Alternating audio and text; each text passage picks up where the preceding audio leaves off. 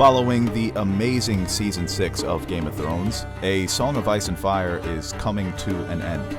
By the end of next summer, we will have all the answers to our questions. Who will sit the Iron Throne? Who will be the 3 Dragon Riders? Who is Azor Ahai? Is Nymeria dead? What happened to Gendry? What the hell did Podrick do to those prostitutes? Nerd Soup has you covered. In this preview for Season 7, we will be focusing on Daenerys Targaryen, Cersei Lannister, Jaime Lannister, and Tyrion Lannister. But we will be traveling north in Part 2, so somebody's got to take care of those White Walkers. To understand how Daenerys will take the Iron Throne, look no further than Aegon Targaryen, otherwise known as Aegon the Conqueror, the first king of Westeros. Aegon the Conqueror is famous for uniting all of the 7 kingdoms under one ruler, himself, and established a dynasty that lasted 300 years, but similar to Daenerys Targaryen, House Targaryen had humble beginnings in Essos. About 100 years before Aegon's conquest, the Doom of Valyria, or simply the Doom, caused the collapse and absolute destruction of the Valyrian Freehold, a massive empire that spanned throughout the continent of Essos. Old Valyria was the ancestral homeland of the Targaryens, who were one of the 40 ancient noble houses known as Dragon Lords who ruled over the Valyrian Freehold, but they were considered one of the minor houses. 12 years before the Doom, Daenerys Targaryen, the daughter of Lord Aegon Targaryen, had visions of a cataclysmic event that would destroy Valyria. Aegon quickly sold his Valyrian estates and relocated his family, and his 5 dragons, to Dragonstone, the westernmost outpost of the Valyrian Empire, where he took possession of a castle of the same name. The Targaryens were the only dragon riders from Old Valyria to survive the Doom, and over the next century, 4 of their 5 dragons died, with only Balerion the Great Dread surviving. 2 more dragons were eventually hatched on Dragonstone, Vhagar and Meraxes. So about 100 years after the Doom, Aegon began his conquest of the 7 kingdoms, in which he was aided by his 2 sister wives, Rhaenys and Visenya. All 3 were Targaryen dragon riders, and used their 3 dragons, Balerion, Meraxes, and Vhagar, in battle. They began their conquest at the mouth of the Blackwater Rush, next to 3 hills with fewer than 1,600 men, and of course, 3 dragons. Upon the highest hill, Aegon began construction of Aegon Fort, his first claim to the mainland of Westeros and precursor to the Red Keep. The first challenge to Aegon's conquest was brought forth by Lord Darklyn of Duskendale and Lord Mooten of Maidenpool, who joined their armies and marched against Aegon with 3,000 men. Aegon's best friend and rumored bastard brother Orys Baratheon met them on the field while Aegon and Balerion descended on them from above, basically burning them alive. Both Lord Darklyn and Lord Mooten were killed in the battle, and Darklyn's son and Mooten's brother both yielded their castles and swore their allegiance to House Targaryen, the first major victory of Aegon's conquest. Following his victory, Aegon marched northwest to Harrenhal, where he was attacked twice by House Hoare on the south shore of the God's Eye.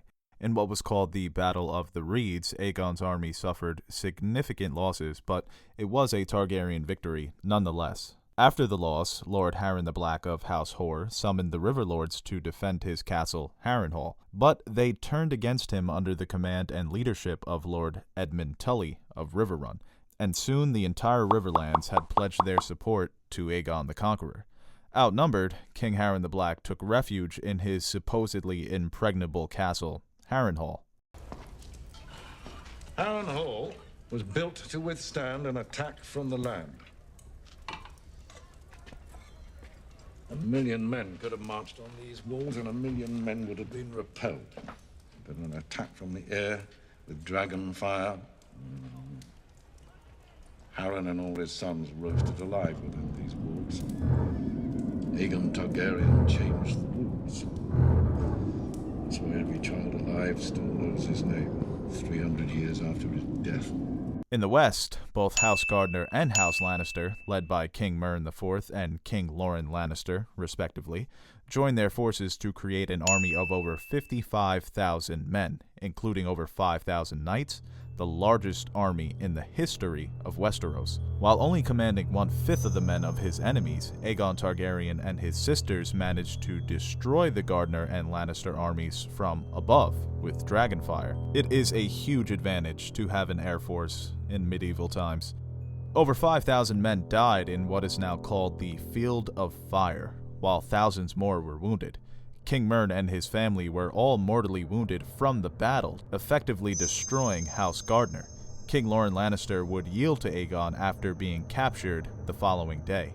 Aegon then marched to Highgarden, where he found the castle under the command of one of its stewards, Harlan Tyrell, who gave up the castle without a fight. He was granted Highgarden, was named the Warden of the South, and Lord Paramount of the Mander, thus creating House Tyrell.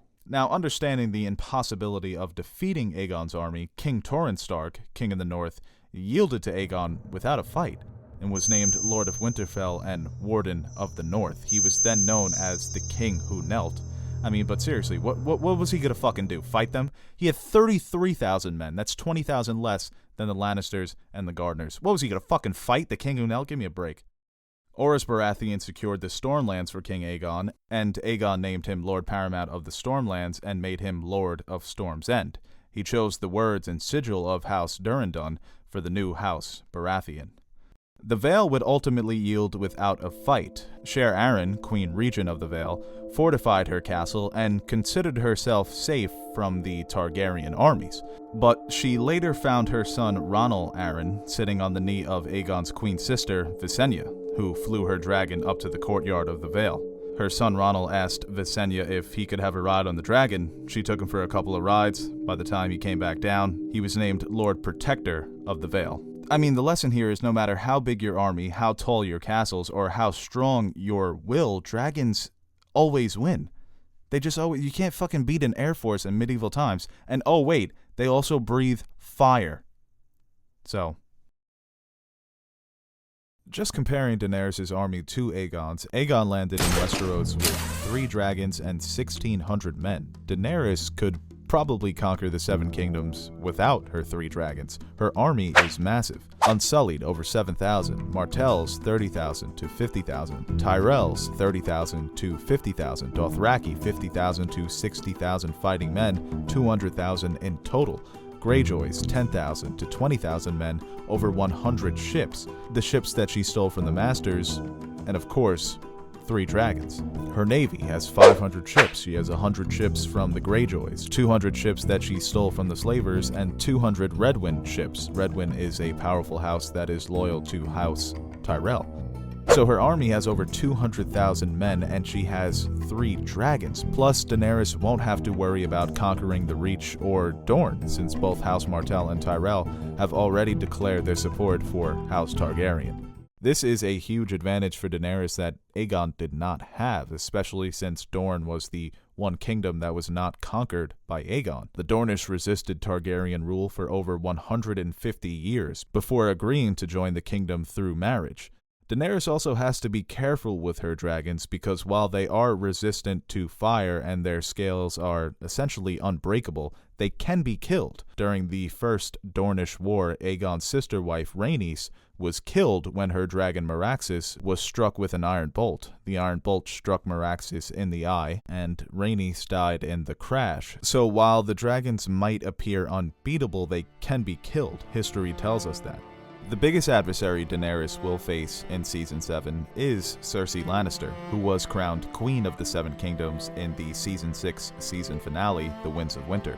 In Season 7, Cersei will try to hold the crown, hold the throne, keep Daenerys from taking it, but Cersei's fate may have already been determined when she was a child. In the Season 5 season premiere, Wars to Come, a witch named Maggie tells Cersei that someone younger and more beautiful than herself will one day strike her down. She is told that the king will have 20 kids, but Cersei will only have 3, and that they will die. Gold will be their crowns, and gold will be their shrouds, predicting that they will be the bastard children of Cersei and Jaime. The show leaves out one line of prophecy from the Feast for Crows novel. I'm not sure why it wasn't included, but Maggie tells her that her kids will die, and when your tears have drowned you, the Valonqar shall wrap his hands about your pale white throat and choke the life from you. Since About season 5, everybody assumed that the Valonqar, which is High Valyrian for little brother, was going to be Tyrion. But now, because of what she did in season 6, blowing up the Sept with the wildfire, similar to what the Mad King wanted to do, people are saying it's going to be Jaime that kills her. It's just history repeating itself. I think it'd be better at a story standpoint just to make it Jaime, because it's the only person she's ever loved besides her kids in her entire life. To see the look on her face when the prophecy says he's going to choke her. Right. So to see that actually happening. I imagine it as more a really intimate moment, and then he just sort of comes in and he's like, hey, Cersei. He embraces her as a lover. In the back of his mind, he knows he's going to kill her. It's like, hey, look at that. Personally, I still want it to be Tyrion. Oh yeah, it would totally be like incredibly satisfying if Tyrion ended up killing Cersei. But I think for Jaime, like for his story, it would be great if that would just killed completely Cersei. change Jaime if he kills Cersei too. It would like decisively make Jaime, I wouldn't say a good guy, but he's firmly set himself apart from the Lannisters at this point. And for Tyrion, I think more of his story is how he makes Lannister fit for him, because everyone's like, you're not a real Lannister. He's not a stereotypical Lannister. For them, their stories are almost opposite. If Jaime kills Cersei, he's decisively like, I am not the same kind of Lannister as you. Yeah, I don't think you can ever consider Jaime a good guy, but his character has definitely been the most complex, gray character in the show. He represents everything the show is about. You feel for him at some points. I think the Which most is emotional strange. scene, one of the most emotional scenes in the show, is when he's in the hot tub with Brienne, Yeah. and he's telling her about why he made the decision to kill the Mad King. The Mad King wanted to blow up all of King's Landing. He wanted to destroy all of it. His line was, let him be the King of Ashes, talking about Robert Baratheon. And Cersei did it. Yeah, well, she blew up the Sept, which is... One of the biggest buildings in King's Landing. Right, a lot of innocent people died Yeah. in that explosion that didn't have to. At this point, it almost seems inevitable that Jaime is going to kill her. It could be like maybe Tyrion comes in to kill her, and then Jaime beats her to it. That's not Tyrion's ambition anymore, as well. He's found his purpose in life Yeah, as like- the Hand of the Queen. But if they're going to King's Landing, and he sees Cersei as queen, he knows that Cersei's got to go. There's no way she's going to stand by and I let think- them take the... I think they're gonna show up in King's Landing, and then like Cersei will be queen. He'll be like, "Oh, what's going on here?" And he'll see Jaime, and I think he and Jaime will maybe plan it together. What if they both collude to take Yeah, her out, I can and then see that. Jaime's the one who will do it? I just don't think Tyrion's focus is... I think because Cersei is going to be their natural enemy because they're both vying for the throne. Cersei wants to keep it, Daenerys wants to take it. That Tyrion won't hesitate to order the death of Cersei. Destroy her army and then kill the leader. But he doesn't seem like a character that would hold that grudge. He has the line to where your happiness will turn to ashes in your mouth. It was a long time ago. Right. I don't think that's on his mind anymore. I think his whole ambition right now is put Daenerys on the throne. And if Cersei happens to be in our way, then so be it. It's just another enemy. Now, do you think if Jaime kills Cersei, do you think he survives and moves on? Or do you think that loss will be so great for him that he'll take his own life? Sort of like a Romeo and Juliet. Much darker. I genuinely hope that Jaime doesn't die Yeah. after killing Cersei. It'd be cool to see him and Brienne doing some things. Like right after he kills her, he shoots her a text like, you up? Sends her a raven with a nice scroll. Like, yo, just killed my sister. I'm totally available. Updates his Facebook status from it's complicated to single. Well, do you think Jaime would redeem himself as a character? Well, because a lot of people think he has been on this redemption tour. But even in season 6, when he has the speech to Edmure, where you think, oh, he's finally let go of his obsession with Cersei. And then he says to Edmure, I will kill you, I will kill your infant daughter, I will kill everybody you know just to get back to Cersei because I love her. And it's like, come on, dude. I thought we were over this. I felt like it was a bit of a regression. I mean, he was away from Cersei for so long. So I think that was just demonstrating like the hold that she has over him. He made progress being away from her for so long and bonding with someone else, bonding with Brienne, having his hand cut off, like having to basically figure out who he is again. I think he was getting to the point realizing that who he is not necessarily something Cersei is part of. But then he comes back, like he sees Cersei again and she just digs her claws into him even deeper. He's all like, fuck the prophecy, fuck everyone. All that matters is us. That's what I love about prophecies in fiction is that every time somebody hears a prophecy, everything they try to do to avoid it is what leads to the prophecy. So just knowing these things is what creates the future. He says that line, fuck prophecy, and if Cersei had been actively trying to live her life with disregard to the future, prophecy probably never would have come true, because she indirectly leads to the death of all of her children. I wouldn't call it cheap, but I do think if Jaime does kill Cersei, I feel like it would be better storytelling if he takes his own life. Because what is Jaime going to do at that point? Team up with Daenerys? Yeah. It doesn't I feel would like hope- something I mean, Game of Thrones would do. He probably won't join her Queen's I Guard. think That there would just might make him do be- nothing. I heard that Valonqar, like High Valyrian, is gender neutral. It could be a female that killed. It could be Daenerys' little sibling.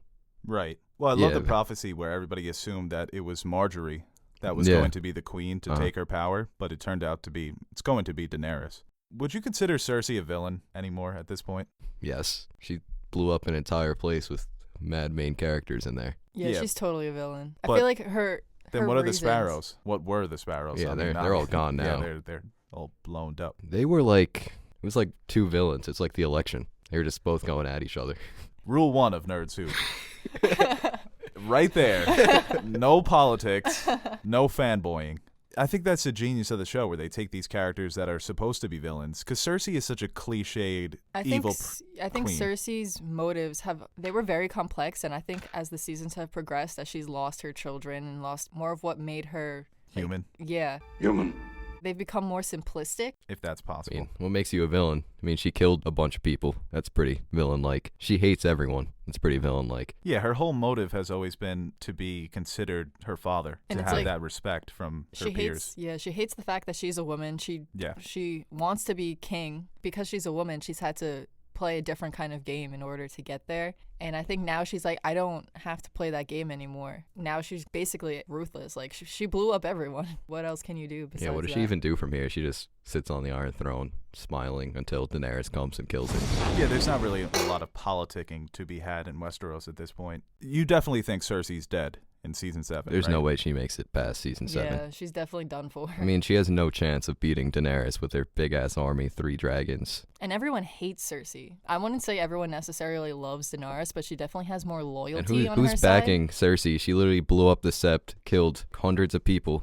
Yeah, and the just stole Lannister the crown. army they just got out of a 2-year-long war where their forces, I think it's around they have about 25,000 men. Compared to Daenerys is sitting on about a 200,000 strong army. The only people that are really loyal to Cersei are like Qyburn and the Mountain. Yeah, One's retarded and the other's a fucking necrophiliac. yeah. Well, He can't fight. Yeah, but he can bring you back to life. Her only option would be to blow up the whole city, and I think maybe that's how it happens. It's like Daenerys is showing up, and Cersei's like, okay, I know I'm outnumbered, and so she tries to. Maybe it'll be literally a repeat of when Jaime had to kill the Mad King. That's a good point about blowing up the city, because that's what the Mad King wanted to do. Now, if we take this to the Daenerys visions in the show, when she enters the throne room, it's burnt. It's basically been burnt down. Maybe that could happen, where the Mad King used to say, let him be the king of ashes. Cersei can say, let Daenerys be the queen of ashes. So she blows it up and then just dips, goes somewhere like Casterly Rock, I guess. Or maybe she blows it up, and that's the thing that makes Jaime kill her. 7 episodes in season 7. How many episodes do you think Cersei goes before she dies? I say 4. Yeah, 4 or 5. 5 is already the season's basically over, and they need Yeah, to they're hit probably up the just gonna wall be- at some point. I love Cersei as a character. I don't root for her. I mean, I did against the Sparrows, but Oh. I think she's the best villain they've ever had. Just because Lena Headey, an incredible actress. Yeah, she's nice. You think she's the best villain on the show? Better than Joffrey and Ramsay? Yeah, because Cersei had a better character arc than all of them too. Right. Cersei started out as the queen that was fucking her brother, and now she's the queen that's fucking up everyone. So is there any scenario where you don't see Daenerys winning? I've seen a couple different forums where they basically predict that there is going to be no Iron Throne by the time she wins. I think that would be a little bittersweet. The whole time everyone's fighting for this thing and it's not there anymore. Maybe they move away from the monarchy. I do think eventually she will.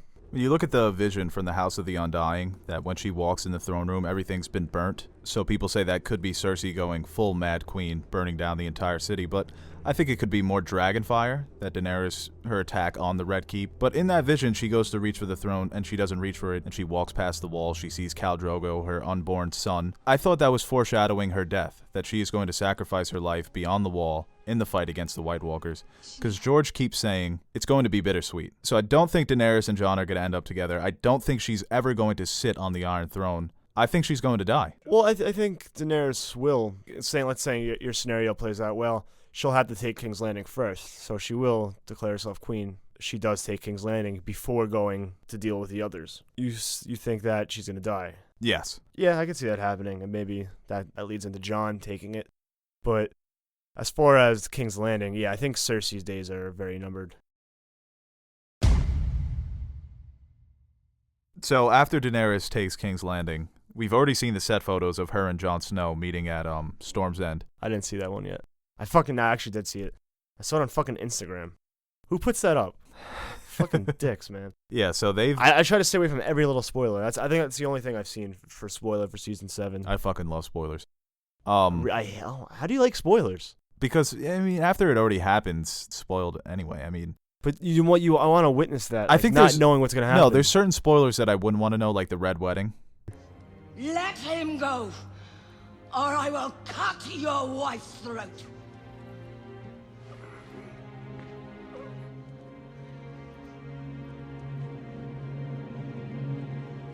I'll find another.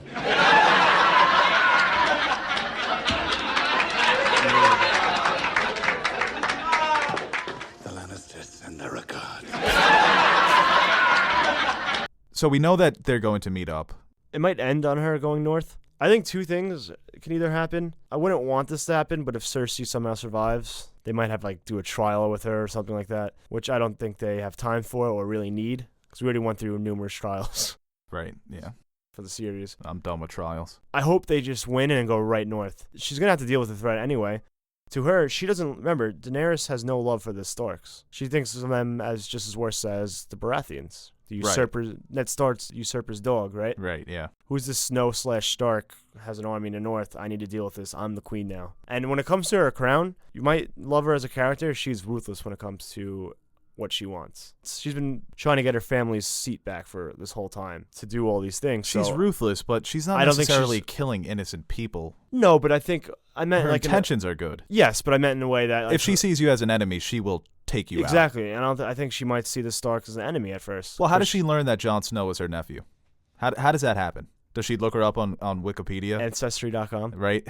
It's gonna have to be either a vision, because she's had visions in the past. Yeah, so it might do maybe Bran, maybe new casting. Spoiler. I'm gonna spoil this for you. Don't.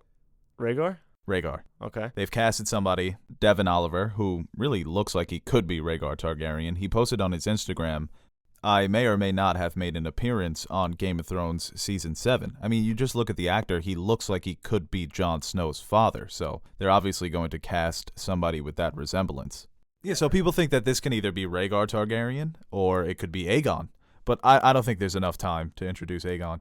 For people who don't know, Aegon Targaryen was introduced in the books as somebody that was being hidden by Varys and Illyrio, who's being protected by Jon Connington, who was a friend of Rhaegar Targaryen. They give him the nickname the Young Griff, they dye his hair purple, and it is believed that he is not truly a Targaryen, because the real Aegon Targaryen was believed to have died during the sack of King's Landing. He was killed by Sir Gregor Clegane. So while in the show people believe that Varys was working to put Daenerys on the throne, in the books people think that Varys is trying to get Aegon on the throne in this whole Blackfyre conspiracy, but that's the books, this is the show. The show has completely ignored this. It kind of almost confirms that Aegon is a mummer's dragon, that he's not a real Targaryen, because the show has not acknowledged it at all. So I don't think there's enough time to establish that character in the show. I think she's going to see some sort of flashback, or maybe Bran. Yeah, I was thinking maybe Bran could connect with her somehow, and they can. So maybe he can, the way the Three-Eyed Raven took Bran places. Maybe he could do that. The only reason why he could do that is because he's a green seer. They might have to explain that a little. A lot of people think the Crypts had something to play with it, the Crypts of Winterfell. Maybe it's just as simple as him riding a dragon. I don't think so. Well, we have to assume with this casting that we can both agree it's not going to be Aegon. No, there's no way they can do Aegon now. So Rhaegar is going to be in Season 7. I think that's confirmed. So somebody is going to see him in a flashback. And usually in Game of Thrones, when flashbacks happen, it's not for the audience. It's that somebody is experiencing them through a vision or, like you said, through the weirwood trees. I think that could work with Bran. Maybe he brings her to the past, shows her possibly the wedding between Rhaegar and Lyanna. Because the actress for Lyanna has been casted. Obviously, we saw her in Season 6. It's just a matter of trust. There has to be a matter of trust between Daenerys and Jon for them to get to the point of family. Because that is her last living relative, in the show at least, because Aemon is dead. It's very difficult, because with this... Ow! Oh, man. especially with the show and George R. R. Martin, because I think it would be too obvious though for them just to get up together, like meet up.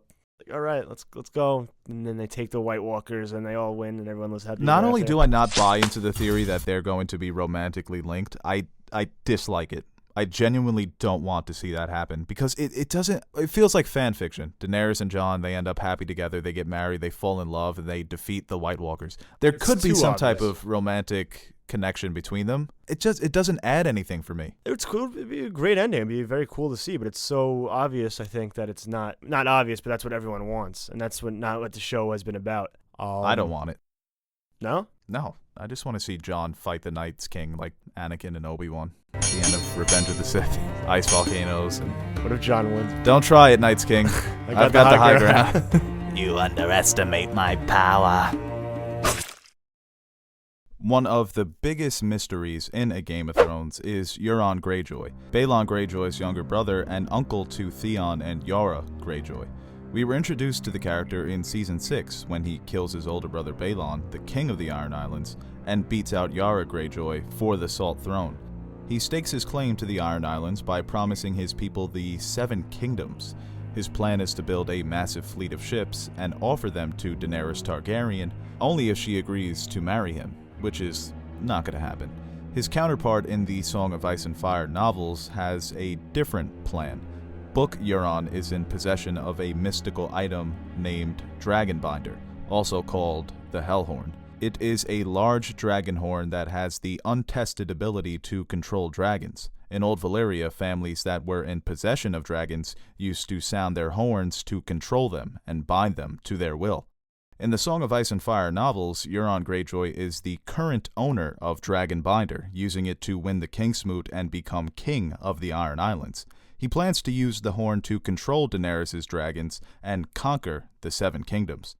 The horn is currently possessed by Tyrion Greyjoy in the books, a character we have not seen in the show. And so far in the show, we've only seen Euron twice and have no evidence of the dragon horn's existence. So do you think it's too late for them to introduce Dragonbinder? I think they already would have if it was going to be a part of this show. They missed an opportunity, if they are going to introduce it, to really make Euron this formidable character if he was shown to have this horn during the Kingsmoot. Right. If that's he should have used it similar to the books. That's how he wins. Why do you think they didn't use it? Do you think that they thought this isn't going anywhere anyway? We just don't have enough time? Then why include it? It's very interesting. Like, why even put Euron, right? Yeah, instead of him coming in making a few dick jokes at Theon, it would have been much more cooler if he had a horn that just sets him up to be, okay, maybe before he wasn't really a big threat, but now that he can possibly take over one of Daenerys' dragons, this makes his character more formidable, especially for a casual viewer of the show who didn't know about this character before. All right, he actually has a shot. Instead, they kind of, I think... This is why I thought that they should have made Season 5 20 episodes. Yeah. Because there's so much going on in Dance with Dragons, Feast for Crows, that there's so much story to be had, and they just don't explore it in Season 5. They condense it to 10 episodes.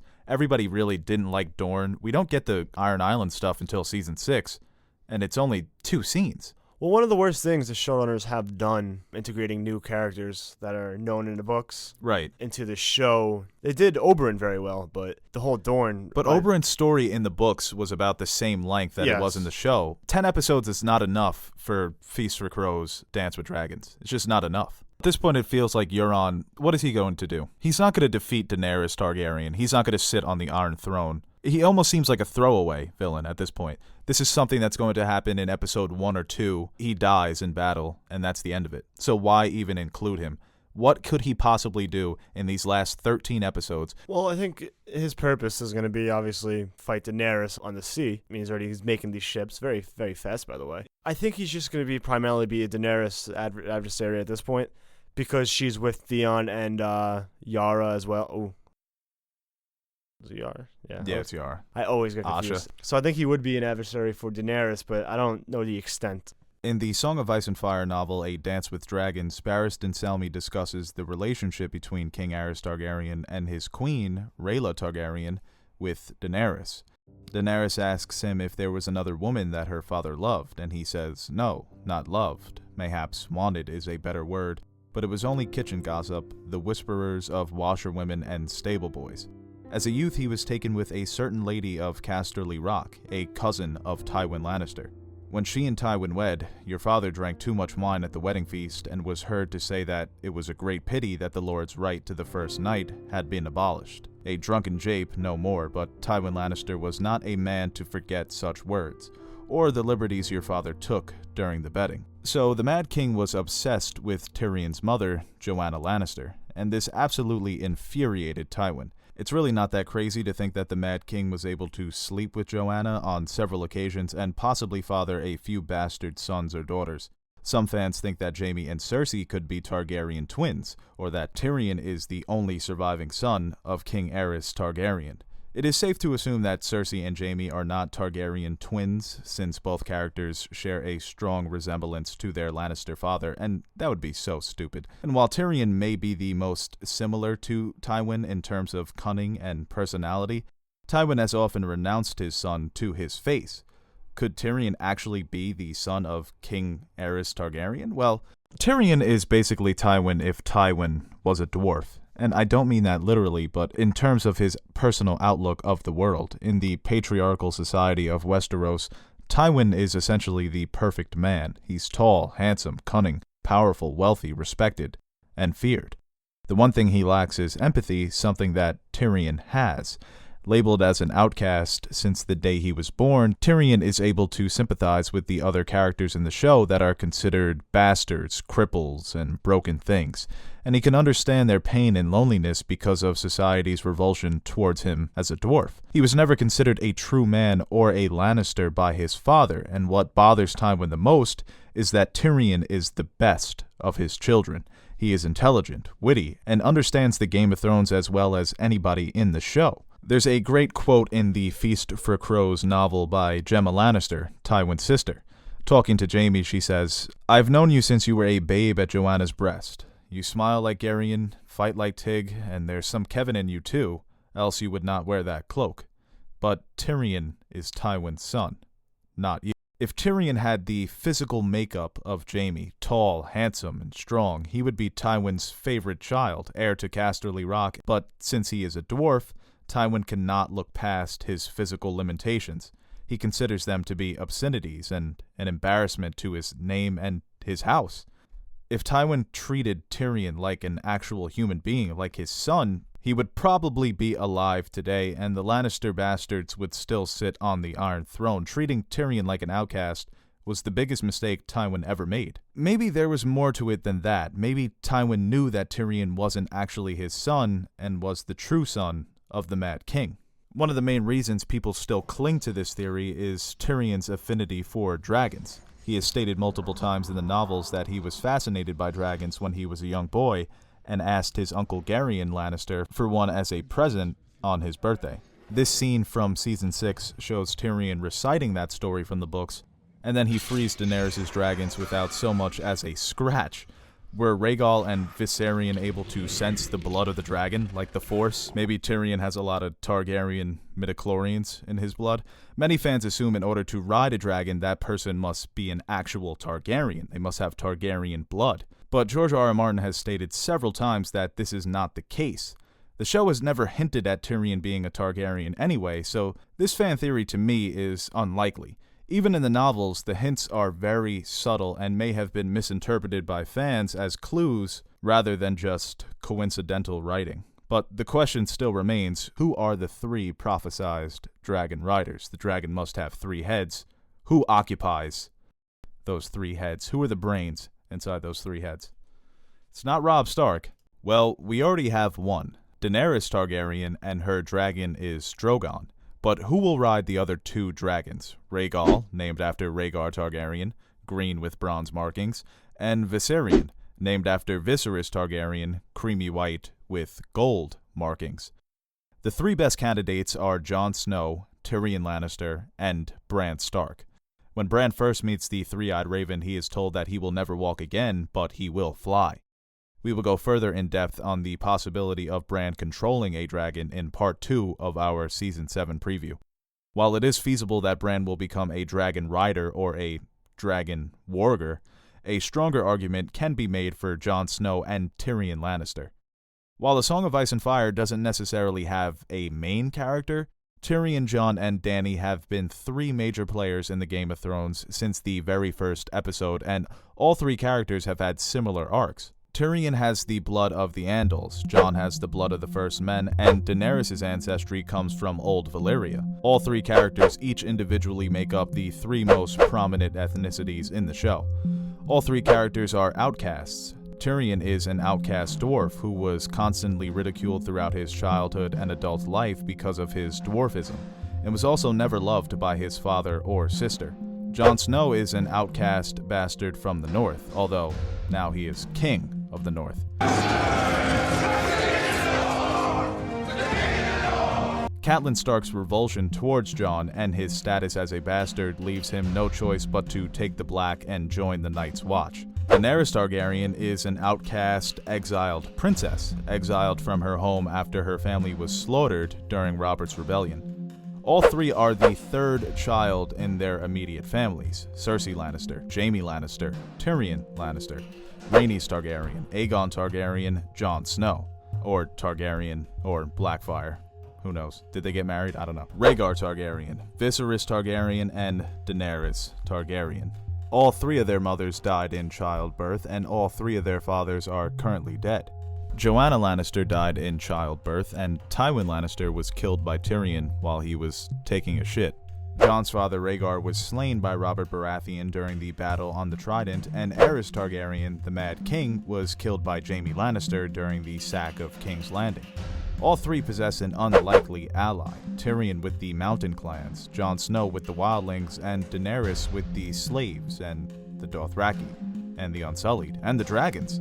Daenerys has a lot of strange allies. This is a very important character trait in Game of Thrones, the ability to inspire devotion from one's followers. Tyrion actually has two tragic love stories, one originally with a prostitute named Tysha, and the second, more well-known affair with Shae, the whore. Jon Snow with Ygritte, and Daenerys with Khal Drogo. In A Clash of Kings, Dany says that she will name the dragons in memory of the ones that she has lost. I would name them for all those the gods have taken. The green one shall be Rhaegal, for my valiant brother who died on the green banks of the Trident. The cream and gold I call Viserion. Viserys was cruel and weak and frightened, yet he was my brother still. His dragon will do what he could not. So Jon's dragon would be Rhaegal, named after his father Rhaegar Targaryen, with the dragon's green skin symbolizing Jon Snow, a green boy with the smell of summer on him when the series begins. And Tyrion's dragon would be Viserion. In the final episode of Season 6, Daenerys names Tyrion as the Hand of the Queen. Their relationship is built on respect and admiration for one another, but it is strictly platonic. So Tyrion can, in a sense, fulfill Viserys' role as a mentor, an older brother that can do what Viserys could not. Now, what do all these similarities mean? Well, they could mean absolutely nothing, but I highly doubt they are coincidence. Throughout the novels, George has focused specifically on these three characters, developing Jon and Daenerys into possible saviors of the realm, hence the name A Song of Ice and Fire. And George has admitted in the past that Tyrion is his favorite character. I've always found Tyrion as the main human perspective of the show and novels, a character that was most definitely modeled after the author himself. A balance between the two altruistic heroes fighting with their own destinies, but Game of Thrones is a story that makes no promises. When the fandom wants something to happen, it usually doesn't, but in my opinion, Tyrion, Jon, and Daenerys are going to be the three dragon riders. What do you think? Do you think it would take away from the Jon Snow being a Targaryen if they revealed Tyrion to be a Targaryen? Yes. I think it takes away from Jon Snow, and it also just takes away from Tyrion. Like I said before, like a lot of Tyrion's arc has been him coming to terms with being a Lannister and like making the Lannister name work for him and sort of proving himself in his own right. His relationship with his dad is one of the most interesting ones on the show. Like he kills the dude at the end. I feel like if it turns out he was a Targaryen, it would kind of make you question then what was the point of us seeing all of this? If he was secretly always a Targaryen, it does take away from that dynamic with him and his dad. Because that relationship was so funny, because the reason Tywin hated Tyrion so much is because he was the son that was most like him. He always wanted Jaime to be like Tyrion. Yeah, and if it turns out that he's a Targaryen, then you could just write off Tywin as being like, oh, I hate him because I know he's really not my son. Well, they always say that there's subtle hints that Tywin drops throughout the show and the books. There was more drops in the books, though. I can see it happening in the books, but I don't see it happening in the show. It does make more sense for the books because they've hinted at it. The other thing about how the dragon must have 3 heads.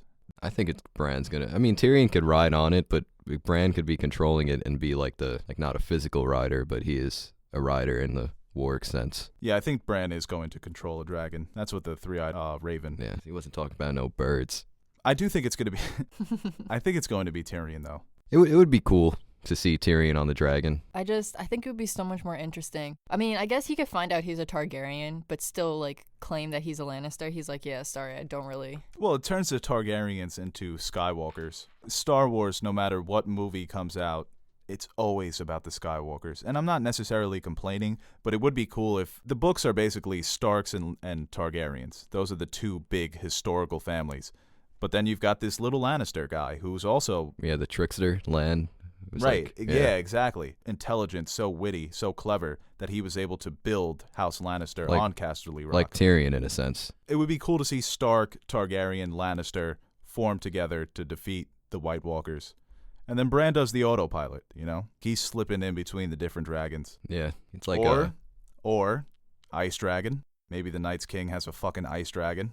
Yeah. Imagine he just rolls up. He's like, how hey. sick would that be? That'd be crazy. Daenerys is going to be like, It's like, I thought I was the only one who had these. George R.R. Martin had wrote a story called The Ice Dragon, but there was also a Season 7 plot detail leaked that said Daenerys would go past the wall, and one of her dragons would die, and the Night's King would resurrect it. I don't think they're going to go. That seems too over the top for Game of Thrones. He's got to have the power to do it, right? You think so?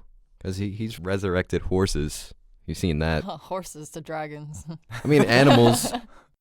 Animals. I think the Night's King is powerful enough to resurrect a dragon. If this man can resurrect thousands of humans like we saw at Hardhome, he's got to be able to do one dragon. I think we're going to see the 3 dragon riders before that would happen. Where I could see one of them dying in battle. What if it's Daenerys? Mid-season, they get King's Landing, like she is on the Iron Throne, and then Jon Snow is like, okay, congratulations, but also we need to worry about what's happening like beyond the wall now. So then they gear up for that. If she goes past the wall with Drogon, that would be the worst fucking dragon you can lose to the Night's King. Yeah, that would be horrifying. It's the biggest one. Fucking It's the only crazy. one that was allowed to grow beyond, like not in captivity like that. Yeah, because he was just like, fuck you, Mom. I'm going to go out and kill fucking horses and little girls. The story of Azor Ahai, or the Prince That Was Promised, is one of a prophesized hero who will wield a burning sword called Lightbringer against the White Walkers, essentially the Chosen One. So far, 3 characters have been deemed the Chosen One: Stannis Baratheon, Daenerys Targaryen, and Jon Snow. Stannis was originally believed to be Azor Ahai reborn by the Red Witch Melisandre, who forces him to burn the Seven and embrace the Lord of Light, R'hllor.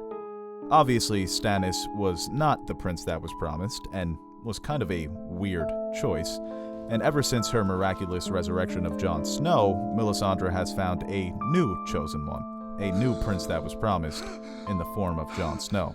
But a strong case can be made for Daenerys Targaryen, and dare I say, a stronger case. These are the indicators of the coming of Azor Ahai, according to the prophecy. After a long summer, when the stars bleed and the cold breath of darkness falls heavy on the world, he shall be born again amidst smoke and salt. He shall wake dragons out of stone. He shall draw from the fire of a burning sword, Lightbringer. Now, many people have interpreted the prophecy in different ways, including some of Daenerys' closest relatives like her brother, Rhaegar Targaryen. When he was a young man, Rhaegar believed himself to be the prince that was promised. He then deemed his own son Aegon to be the prophesized hero, saying that his is the Song of Ice and Fire. Maester Aemon, grand-uncle to Rhaegar, Viserys, and Daenerys, also believed that Rhaegar was the prince that was promised, but came to a different conclusion upon hearing about Daenerys' dragons. In the Feast for Crows novel, shortly before his death, he tells Samwell Tarly that no one ever looked for a girl. It was a prince that was promised, not a princess. Rhaegar, I thought, the smoke was from the fire that devoured Summerhall on the day of his birth, the salt from the tears shed for those who died. He shared my belief when he was young, but later became persuaded that it was his own son who fulfilled the prophecy. for a comet had been seen above King's Landing on the night that Aegon was conceived, and Rhaegar Targaryen was certain the bleeding star had to be a comet. What fools we were, who thought ourselves so wise. The error crept in from the translation. Dragons are neither male nor female. Barth saw the truth of that, but now one and now the other, as Daenerys is the one, born amidst salt and smoke. The dragons prove it. Now, to make the case for any character in the show, you have to go to the prophecy. Now, George R. R. Martin says that prophecies should not be taken literally. They're basically metaphors. So when you look at the prophecy, it was originally made using the Valyrian word for dragons, who, like I said, are neither male nor female. Meaning Azor Ahai reborn may not necessarily be a man. The prince that was promised can be the princess that was promised. Now, as for Daenerys, she was born on Dragonstone, an island in the Narrow Sea, amidst salt, and reborn as the mother of dragons on Khal Drogo's funeral pry, amidst smoke. On that pry, her 3 stoned dragon eggs hatched, born amidst salt and smoke to wake dragons from stone. Dragon's eggs, Daenerys, from the Shadowlands beyond Ahai. The ages have turned them to stone, but they will always be beautiful. And on that morning, for the very first time, the red comet appears in the sky, when the stars bleed.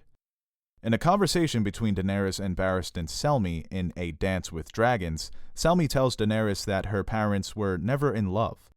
There was no fondness there. The realm paid for that dearly, my queen. Your grandsire commanded it. A woods witch had told him that the prince that was promised would be born on their line. Speaking on the woods witch, he says, she came to court with Jenny of Oldstones, a stunted thing, grotesque to look upon, a dwarf most people said, though dear to Lady Jenny, who always claimed that she was one of the children of the forest. As for Lightbringer, the magical burning sword, well, the story on how Azor Ahai acquired his famous burning sword is really depressing. So darkness lay over the world, the White Walkers are running up in the spot, yada yada yada, and Azor Ahai was chosen by R'hllor, the Red God. Azor Ahai then realizes he is going to need a weapon, a sword, and in order to create this weapon, he must sacrifice the woman he loves, his wife, Nissa Nissa. He stabs her through the heart, with her soul combining with the steel, forging his magical burning sword, Lightbringer. It's very similar to how Daenerys acquires her dragons. She basically sacrifices Khal Drogo, the love of her life, to bring forth the literal Lightbringers, dragons. And many people think that she will use these dragons as a weapon against the White Walkers, similar to Azor Ahai. Aaron. Yes. My question to you. Okay. Game of Thrones superfan. Is that fair to say? You're a superfan? I guess so. Yeah. What would you think a super fan consists of? I would say that if you're a fan of Game of Thrones, casual fan is somebody who watches the show, doesn't really know what's going on, but hey, big battles. Fan is somebody who watches the show and knows what's going on. They think they lecture the casual fans like, oh, that's Jon Snow, he's a Targaryen and a Stark. And the super fan reads the books, watches the show, and watches Nerd Soup. Yep.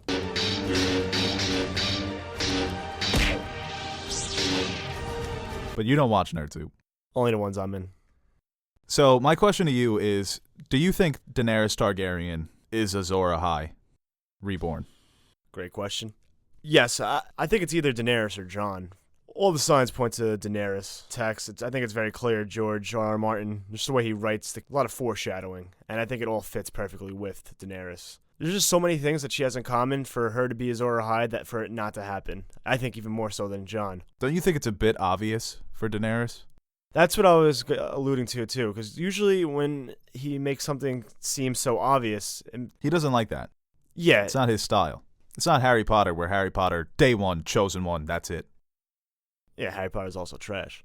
It's so unnecessary. It's so unnecessary. That's like the only reason why I would think it's not her, is that he's making it so obvious, but to have all this build-up and for it not to be her would kind of be disappointing, too. Same thing with Y plus L equals J. I don't think he intended it to make it that obvious. Even with that, he was very subtle about it. Well, Jon Snow has become more unintentionally obvious because of all the theories, all the forums, all the videos that people make on the internet. Like you said, both of them fit the description of the prophecy. who would you want it to be? Because if it's not Daenerys, then she is the biggest, no pun intended, red herring of all time. For Jon. Yeah, this is the prophecy. This is Azor Ahai reborn. But for personally, I would want it to be... I don't think they're ever going to specify who it is. I think it's going to be something that just goes unknown. How would they? Yeah, even I don't think out? they're gonna actually come out and say it, especially in the show, because they didn't really have that much backstory for this. It's very difficult to include that into the background and fit in everything else. Same thing with R plus L equals J. It kind of felt a little thrown into the show. There was a couple of things. Littlefinger talked about it with Sansa and things like that, but there was no foreshadowing to that moment like there is in the books, just like Azor Ahai. The only time in the show you really hear about it being taught is with Melisandre. And I think she's mentioned the name Azor Ahai once in her first scene with Stannis when they're burning all the old gods. Yeah, so it's not something where they're going to bring it into the show and come out and say it, because there's really no background to that as a casual viewer. We'll know just by seeing who leads the army to defeat the others. Now, it could be very possible that A Song of Ice and Fire is Jon and Daenerys, Jon being ice, she being fire. But the thing is that Jon is now both ice and fire. And Yeah. George has said don't take these prophecies that literally. You can either look at it ice and fire as Daenerys fire, ice Jon, right? You can also look at it as just Jon, that he is half Stark, half Targaryen, so he is ice and fire and he's Azor Ahai. It could also be a double entendre. Both of them are Azor Ahai. One is Azor, the other's Ahai, and they Yes. both lead the attack. Or maybe they have a child, and that's literal Song of Ice and Fire. But I think that would just take too long at this point. Well, I mean, it's a cool little thing to think about.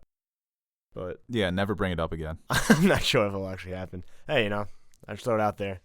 Friends, comrades, hello. If you like this video, please give it a thumbs up. If you didn't like it, well, give it a thumbs down. That's why it's there. And if you haven't already, please subscribe to this channel. We have a lot more Game of Thrones content coming your way. Part 2, Jon Snow, Bran, Sansa, Arya, all your favorites.